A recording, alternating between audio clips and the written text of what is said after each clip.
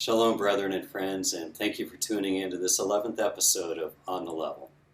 We are wrapping up our journey here in the Holy Land, and my goodness, what an incredible experience it has been. I hope you have been following us on Facebook. Please indulge me a bit of extra time for this episode to share some of the experiences with you.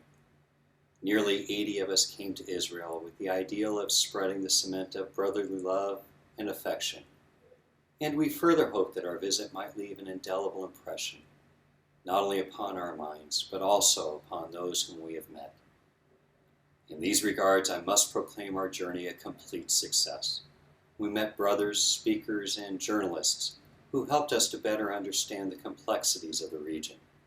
We saw firsthand the strength, resolve, industry, and ingenuity of the people of Israel.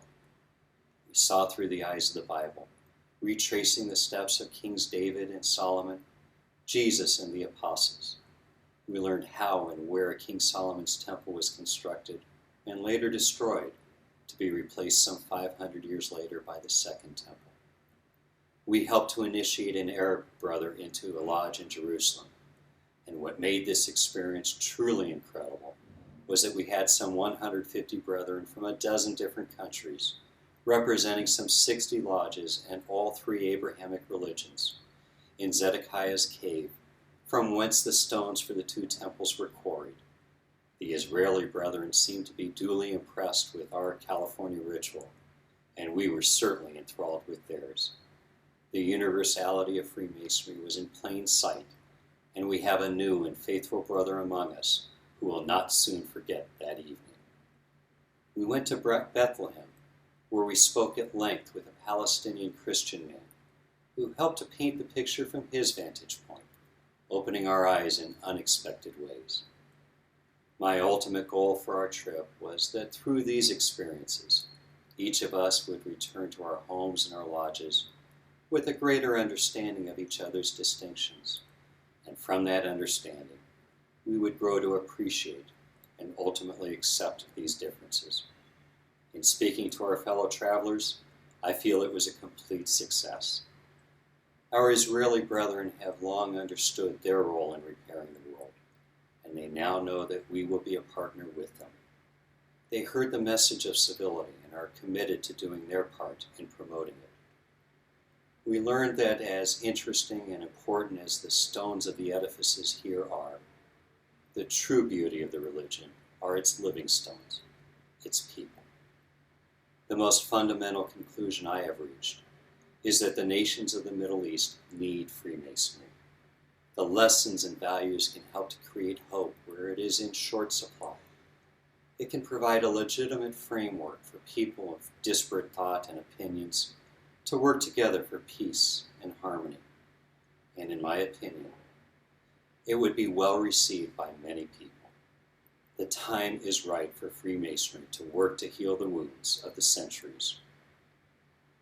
We will get back to lodge business as soon as we return, celebrating the 100th anniversary of Rosemead Lodge number 457 on May 24th. We will work with the brethren and families on some service projects earlier that day. There are two other dates I would like you to put on your calendars. Sunday, June 7th will be our Summerfest family picnic at the Covina Masonic Home. There is no admission cost, and it is open to your entire family for fun and swimming and dunk tanks, and food as well. But please make your reservation through freemason.org. This is a great way to kick off our Masonic Homes Month. Please look for opportunities to learn more about these precious jewels of California Masonry and to support both our amazing staff and residents. And then on Sunday, June 28th, we will present the Mason of the Year Award to a very special brother at the Anaheim DeMolay Center. Please make your reservation for this important occasion as well. Throughout the month of June, we will hold 6 sessions across the state to allow you the opportunity to help shape our 2020 Vision strategic plan. Please look for a date and location near you. Lastly, our Masons for MITS efforts is in full swing. We are now supporting the youth for 3 teams, the San Francisco Giants, San Diego Padres, and LA Dodgers. I think we can knock it out of the park to raise enough money to put some 10,000 high-quality baseball gloves in the hands of deserving boys and girls from across the state, and we will have a great time in the process.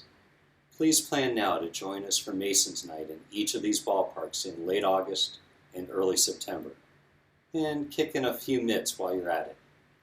I thank you for sharing this time with me.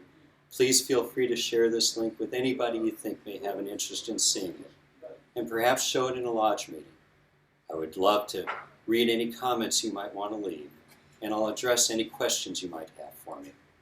And remember, we are repairing the world by improving ourselves. See you in lodge.